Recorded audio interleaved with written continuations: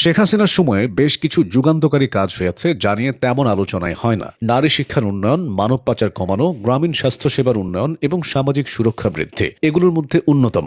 এছাড়া বিএনপি আমলে 2001 থেকে 2006 পর্যন্ত বিদ্যুৎ নিয়ে দেশের মানুষের যে হাহাকার ছিল সেটাও দূর হয়েছে হাসিনার সময়। শেখ হাসিনার ভালো কাজগুলোর তালিকায় নারী শিক্ষার উন্নয়ন সমাজে সবচেয়ে বেশি ইতিবাচক প্রভাব ফেলেছে। 2009 সালে ক্ষমতা গ্রহণের পর শেখ হাসিনার সরকার নারী উন্নয়নের জন্য নানাবিধ কর্মসূচি ও প্রকল্প হাতে নেওয়া শুরু করে। এর মধ্যে সবচেয়ে বেশি জোর দেওয়া হয় নারী শিক্ষা ও বাল্যবিবাহ রোধে। সরকারি শিক্ষা প্রতিষ্ঠানগুলোতে দ্বাদশ শ্রেণী পর্যন্ত মেয়েদের বিনা বেতনের শিক্ষার ব্যবস্থা করেন শেখ হাসিনা, যে কারণে দেশে নারী শিক্ষার হার অনেক বেড়ে যায়। এছাড়া শিক্ষা সহায়তা ট্রাস্ট ফান্ড গঠন করে প্রাথমিক থেকে স্নাতকোত্তর পর্যন্ত নারীদের শিক্ষা বৃত্তি দেওয়ার ব্যবস্থা করেন। প্রতিটি প্রাথমিক বিদ্যালয়ে শিক্ষক নিয়োগের ক্ষেত্রে 60% নারী শিক্ষক বাধ্যতামূলক করা হয়, যদিও তা নিয়ে বিতর্ক রয়েছে বেশ।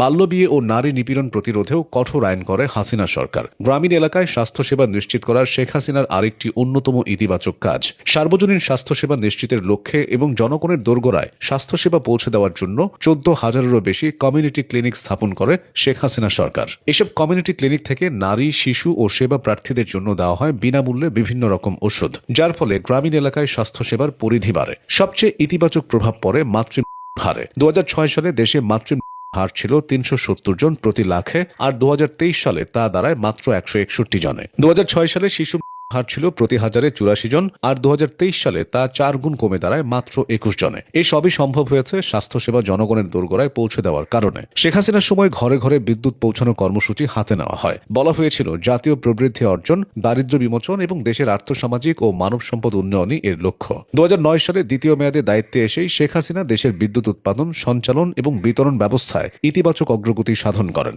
ফলে বিএনপি আমলে যে বিদ্যুৎ নিয়ে মানুষের মাঝে হাহাকার ছিল সেটা কিছুটা হলেও কেটে যায়। যত দুর্গম এলাকাই হোক, দেশের প্রায় সর্বত্র এখন বিদ্যুতের আলো পৌঁছে গেছে। প্রচলিত পদ্ধতিতে বিদ্যুৎ উৎপাদনের পাশাপাশি সৌরবিদ্যুৎ, উইন্ডমিল ও বায়োগ্যাস থেকেও বিদ্যুৎ উৎপাদিত হচ্ছে। এছাড়া দেশে প্রথমবারের মতো শুরু হতে যাচ্ছে পরমাণু বিদ্যুতের উৎপাদন, যেটাও শেখ হাসিনার হাত ধরেই সম্ভব হয়েছে। সামাজিক নিরাপত্তার ক্ষেত্রেও শেখ হাসিনা ইতিবাচক কিছু উদ্যোগ নিয়ে বাস্তবায়ন করেছিলেন। বিধবা ভাতা, তালাকপ্রাপ্ত ও বয়স্ক ভাতা, প্রতিবন্ধী ভাতা ইত্যাদি সামাজিক নিরাপত্তা বেষ্টনী জনগণের দুর্ভোগ লাঘব করে তাদের জীবনকে উন্নত করেছে। এছাড়া সর্বজনীন পেনশন স্কিম একটি অনন্য পদক্ষেপ। পল্লী সঞ্চয় ব্যাংক গ্রামীণ জনপদের মানুষের জীবনে প্রভাব ফেলেছে। গ্রামে গঞ্জে, নগর, জনপদে কম্পিউটার প্রশিক্ষণ কেন্দ্র, ইন্টারনেটের ব্যবহার এবং ফ্রিল্যান্সিং এর মাধ্যমে নারী পুরুষ আত্মকর্মসংস্থানের সুযোগ সৃষ্টির মধ্য দিয়ে অনেকেই স্বাবলম্বী হয়েছে। অতীতে বাংলাদেশের সবচেয়ে বড় সমস্যাগুলোর একটি ছিল মানব পাচার। সেটি এখনও পুরোপুরি রোধ করা সম্ভব হয়নি, তবে শেখ হাসিনা চেষ্টা করেছিলেন। মানব পাচারের ক্ষেত্রে তিনি জিরো টলারেন্স নীতি ঘোষণা করেছিলেন। তারই প্রেক্ষিতে মানব পাচারের মামলা তদন্তে আইন শৃঙ্খলা রক্ষাকারী বাহিনীর প্রতিটি ইউনিটে বিশেষ সেল গঠিত হয়। তারপরও